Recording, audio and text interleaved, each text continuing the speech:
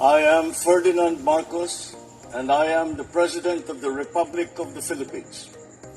I stand today on behalf of 110 million Filipinos. Imbag nga malemtayamin ako, mahirap paniwalaan. Nandito na naman tayo after 3 years. Napakabilis lumipas ang oras. Umuna-unay, agyaman na itinapalaos sa suporta kanya kapo. Mula pa noong unang araw natin bilang kinatawan ng Primero Distrito ng Ilocos Norte hanggang ngayon.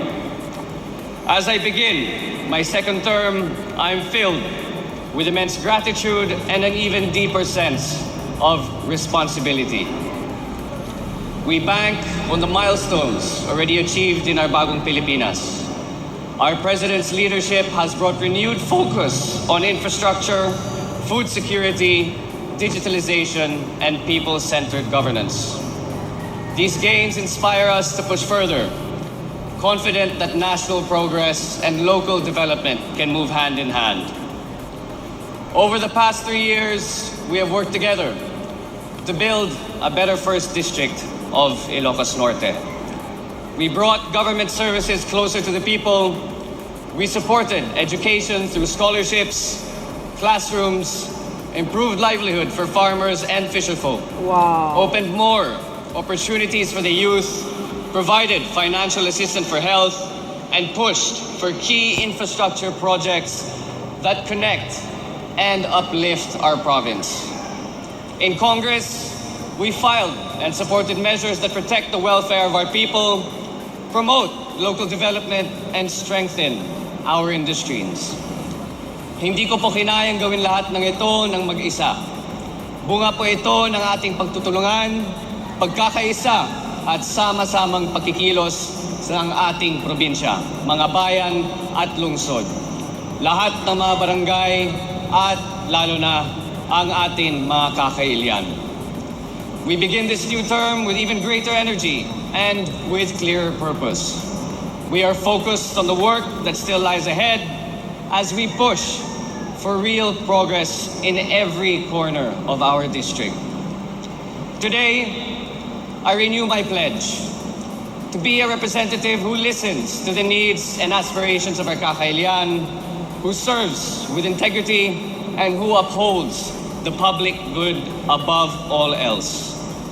Our young people continue to inspire me with their energy, curiosity, and bold ideas. They deserve access to better education, faster internet, and real opportunities to grow.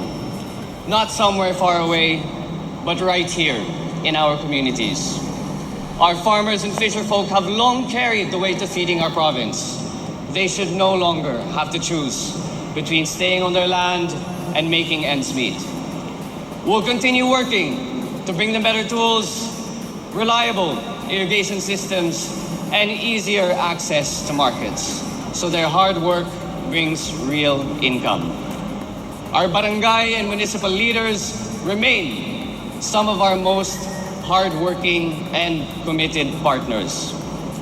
Together, we brought real improvements to roads, school buildings, farm-to-market routes, and evacuation centers, especially in areas that were long overlooked. In healthcare, no one should be left behind simply because they live far from a hospital or can't afford treatment.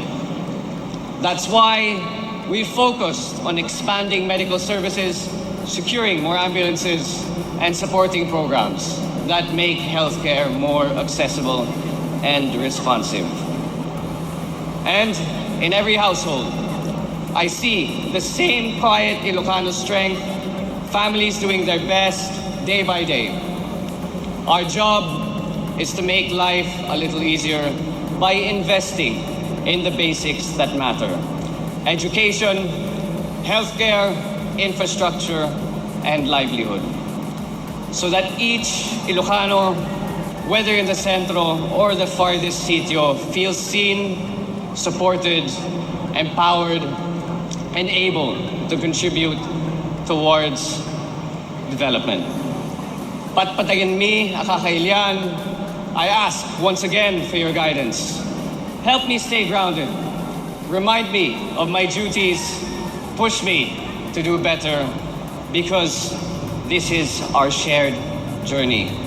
Agbiag, ti Primero Distrito, agbiag, ti Ilocos Norte, mabuhay ang bagong Pilipinas. So yun mga kababayan, napanood nyo si dating Pangulong Marcos Sr. Agoy, nabuhay mga bes. Oh, kuhang-kuha ang tindig, pati yung yung style ng buhok pati yung boses walang pagkakaiba. O di ba, social? Mabuhay ang bagong Pilipinas. Sa Ilocos Norte, napakaswerte nila dahil mayroon ko isang congressman na talaga naman na very hard work. Alam nyo guys, no?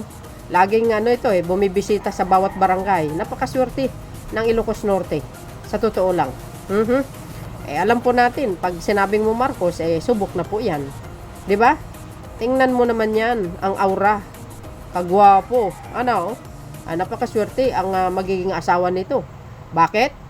Siyempre, sure yan, 101% magiging Pangulo ng Pilipinas ito in the future. Hindi lang pwede sa next 2028 dahil bata pa ito guys. Ayon po sa ating batas, 40 pataas pwedeng magiging Pangulo ng Pilipinas. Ito, lang to 30 plus lang to Wala pa, malayo pa tayo guys, malayo pa. Pero, ay garanti na magiging Pangulo ng bansa ito. Maniwala kayo sa akin sa hindi. At swerte magiging misis nito dahil magiging first lady talaga. Dapat dekalidad din naman. 'Di ba? Para bagay na bagay sa kanyang pagkatao. Alam po natin, matalinong congressman ito sapagkat ito ay, well guys, as usual, Oxford Oxford. Si Congressman Sandro, dekalidad ang kanyang pagkatao at ang kanyang pinag-aralan. Baka hindi nyo alam mga kababayan kauna-unahang serbisyo niya bilang congressman ng 1st District ng Ilocos Norte. Alam niyo ba kung ilang bills ang naipasa niya? 200 plus. O ikumpara mo kay Pulong Duterte, 60 lang. Di ba? Ang ganda ng mga bills niyan. I-research nyo para alam nyo kung anong mga bills ang pinasan niya. Kaya kitang-kita sa kanyang pagkatao na talagang ang puso niya ay para sa mamamayang Pilipino. Ang mga Marcoses, makamasa ito guys Alam nyo naman, ang Pangulo ng Pilipinas ngayon, current president natin, ang kanyang ama, tingnan nyo naman kung gaano kagaling ang Pangulong Marcos Jr. Gaano kagaling, mamuno, matalino, ayan. The three Marcoses, ika nga, mula sa Marcos Sr., Marcos Jr., or Marcos III. Correct me if I'm wrong guys Kaya mayroon pa tayong aabangan na isang Marcos. Medyo matagal pa ang pagtakbo niya kasi bata pa. Ilang taon na tayo noon, no? Baka ilang taon na si Pangulong Marcos Jr. guys, baka 70s. Oo, di ba? So dahil dito ako ay natutuwa. Nakita ko kasi sa wall ko ito, i-share ko sa inyo para makita nyo ay buhay na buhay ang dating Pangulong Marcos Sr. mga bes, kay Apo Lakay. Siyempre, ganun din ang kanyang ama. Di ba? Talaga naman, basta Marcos, subok na po yan. So, dahil dito guys, ano po ang masasabi nyo dito sa magiging presidente ng Pilipinas sa darating na mga panahon? Grabe, galing. Ang galing niya mag-speech. Walang binabasa. Ay, ayan na naman Ano kaya, Talong-talo ang magkapatid na Duterte. Walang panama, mga bes.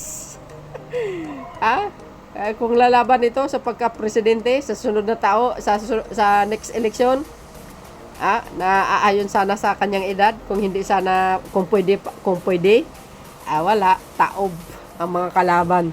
Maniwala kayo sa akin. Ngayon pa lang ang sambayan ng Pilipino talagang lubos-lubos ang suporta nila sa ating mahal na Pangulong Marcos Jr. Talaga naman like father, like son, siyempre like grandfather and like grandson. Itong speech niya mga kababayan ay speech na ito Itong nakaraang araw lang na nanumpa siya, no? Bilang pangalawang termino niya sa pagka congressman sa 1st Distrito ng Ilocos Norte. So, ayan, ang kanyang speech, no? Wow, congratulations po, ayan, sa ating susunod na Pangulo ng bansa sa pagdating ng panahon. So, yun guys, ang aking pinaka-latest updates video. See you again on my next upload. Bye, bye, bye, and babus. God bless, Philippines.